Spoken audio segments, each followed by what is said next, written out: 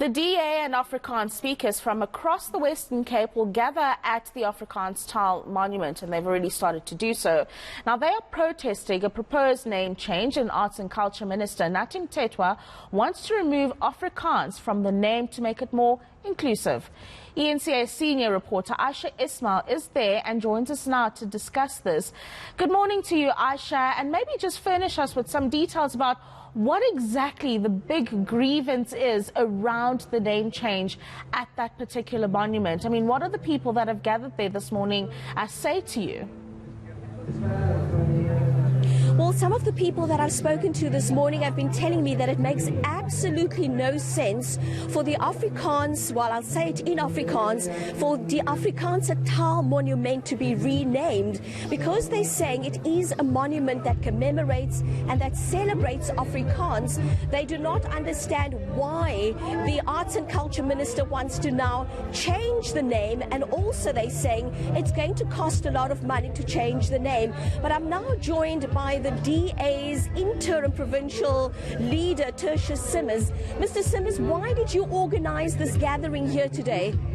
Well, first and foremost, the Taal Monument in Paarl is not only a symbol to Afrikaans, but it's a symbol to so many other languages which forms part of Afrikaans, and the monument itself gives recognition to Afrikaans and all other African languages of South Africa. And we felt strongly that why do you want to bother and change something which is a symbol of unity and at a massive expense? And that's why, as a Democratic Alliance Western Cape, we've organized this today, and the crowd behind me is multiracial, but some of them also love the language, and they are proud of the language, and they are proud of the monument, which symbolizes not only Afrikaans, but all other languages of which Afrikaans was born from. But some would argue that that very monument is a symbol of oppression, and that Afrikaans, that symbol, that monument symbolizes,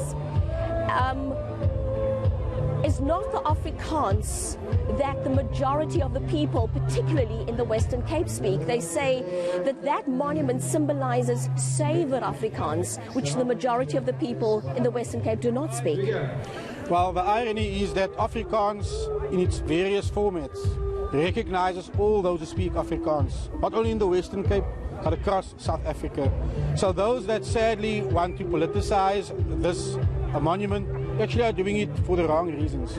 Afrikaans is a proud language. It belongs to us all. It was born from so many different languages. Afrikaans as a language is a proud history spreading over more than 100 years. So that monument symbolizes that, and if you visit the monument, it recognizes all the role players that play a crucial role in the forming and construction of that monument. So really, no, that is not a monument to Afrikaans of the past. It's Afrikaans of the past, present and the future, because Afrikaans lives in all of us. So it would include Afrikaans as well? But of course, ek praat trots Afrikaans ook. That's why I said Afrikaans is a living language. It's developing as well. And Afrikaans is another variant and format of this lovely language called Afrikaans.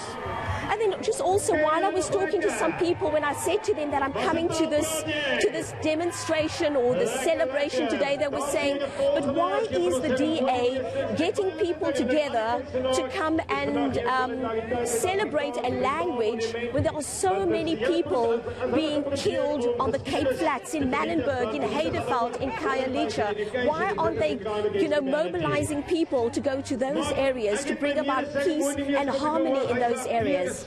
Well, first and foremost, we need to understand that what's happening in the Cape Flats and so forth, in the legislature, at the National Parliament, our MPs and MPLs are working together to find solutions, and that's why we're asking for more police resources to come to the Western Cape, and instead also to take it a step further, to give us the power to actually take the resources and take them to areas where they are needed.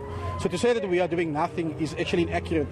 But while we are here, once we allow the government to start taking our monuments, what will be the next step? Our language? When yet the constitution of this country enshrines all of this which we are speaking about. And that is why we are here today, and we are not just from the Paarl area, we are here from across the Western Cape.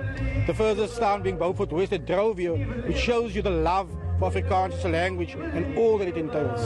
Thank you so much for your time. And that was Tertia Simmons, the interim leader of the Democratic Alliance here in the Western Cape, talking about this gathering here today to celebrate the Afrikaans language. But as he says, it's not only the Afrikaans of the past, it's Afrikaans of the future.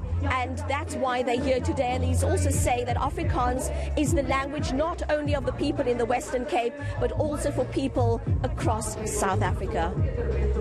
And he raises an important point there, Ayesha, in that it's not a language defined by a certain time in South Africa's history, and I'm talking about apartheid here, but it's something that continues to develop, and it's actually an important part of the various cultures that exist in South Africa. Do you have any thoughts on that?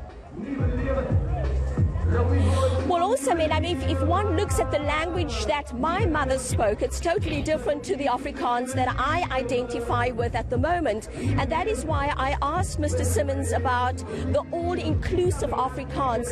During apartheid, people were forced to speak Saver Afrikaans. But now, of course, people, the language has grown. There are new words to it. And in Cape Town, for instance, people speak Afrikaans, and there's also some people who are saying that maybe Afrikaans should become one of the languages, one of the recognized languages in South Africa, because when you go even to schools, people don't speak Saver Afrikaans anymore. And I think that this whole issue about the Taal Monument has now opened up a whole big debate about languages and whether languages belong to political parties, whether languages belong to people, and who are the custodians of our languages here in South Africa.